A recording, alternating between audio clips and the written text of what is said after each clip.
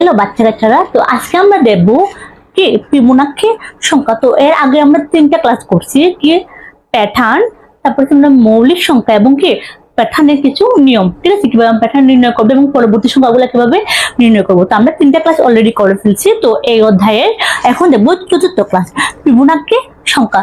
তো ফিবোনাক্সি সংখ্যা কি? তোমাদের মনের মধ্যে অনেক প্রশ্ন, এগুলা প্রশ্ন কিন্তু চাকরি প্রার্থীরা অনেকেই বুঝে না। তো ফিবোনাক্সি সংখ্যা হচ্ছে কি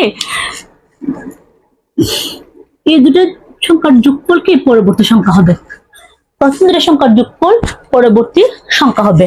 সেম এই দুটো যোগফল কি পরবর্তী সংখ্যা। দুই দুই আর কি 1 আর 2 এর যোগফল 3, 3 আর 2 এর যোগফল 5, 5 আর 3 এর যোগফল 8, তো 8 আর 5 এর যোগফল 13। তার মানে আমি কি বলছি, প্রথম দুটি সংখ্যার যোগফল যদি তৃতীয় সংখ্যা হয়, প্রথম দুটি সংখ্যার যোগফল যদি তৃতীয় সংখ্যা হয়, এবং এগুলোকে বলা হয় ফিবোনাক্সি সংখ্যা। প্রথম দুটি সংখ্যার যোগফল তৃতীয় সংখ্যা হতে হবে। ওকে, তো আমাদের সবচেয়ে ছোট ফিবোনাক্সি সংখ্যা 0, ঠিক আছে, সবচেয়ে ছোট ফিবোনাক্সি সংখ্যা আমাদের 0।